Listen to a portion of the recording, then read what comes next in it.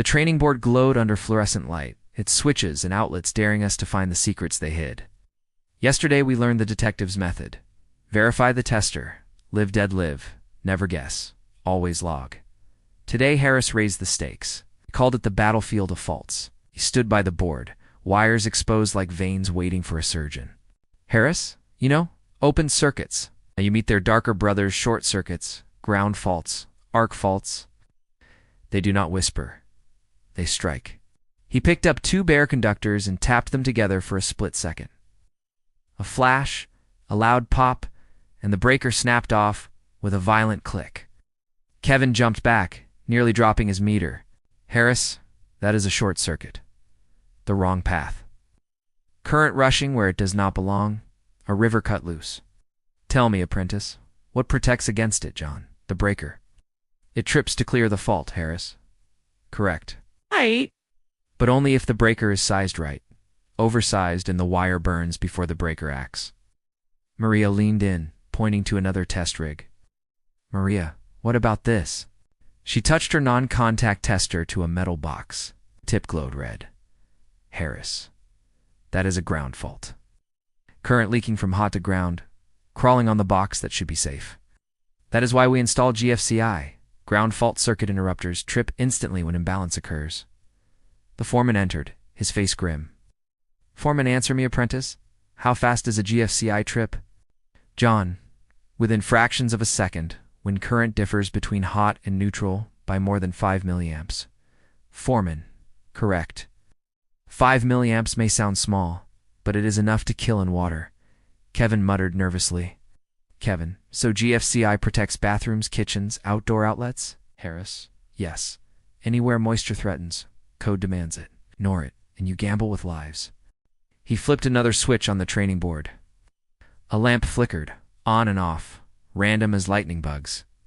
Harris, intermittent fault, the cruelest to find. Who will solve it? Maria stepped forward, eyes sharp. She spotted faint scorch marks around a wire in it. She pulled it free inside. The copper was darkened. Strands loose. Maria, loose connection. Overheating. Harris, yes. Loose connections cause arcing. Arcing causes heat. Heat becomes fire. That is why AFCI exists. Arc fault circuit interrupters listen for the signature of arcing and trip before the fire begins. He turned to Kevin with a challenge.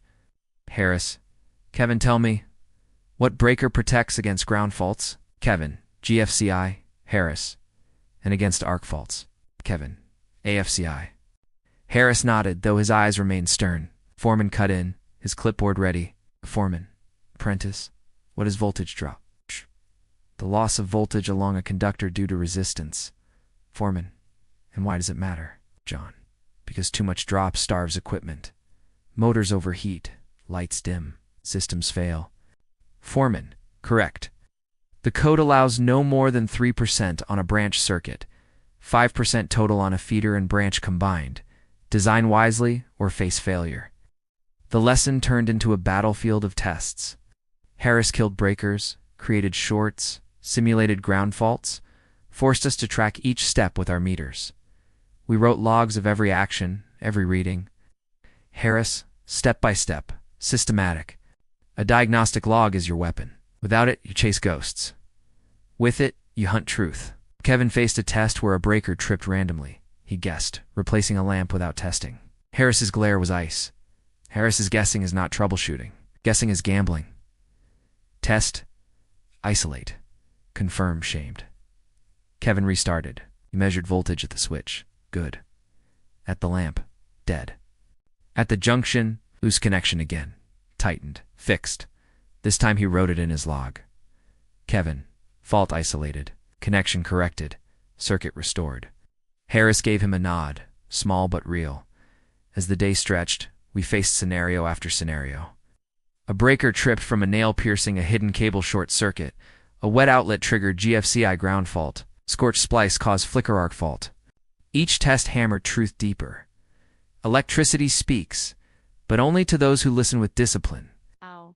The foreman raised his voice one last time. Foreman, apprentice, what is the danger of guessing? Jon, unsafe and inaccurate. You miss the truth and risk lives. Foreman. Good. And what is the purpose of systematic isolation, Jon? To narrow the fault step by step, until only truth remains. The foreman closed his clipboard. Harris gathered us around.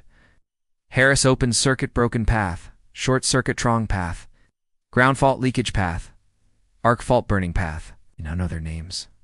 You now know their habits. Tomorrow, you will prove you can not only find them, but fix them under pressure. My chest swelled with determination. Troubleshooting was no longer wires and numbers. It was detective work. It was battle. And tomorrow, the final trial would come.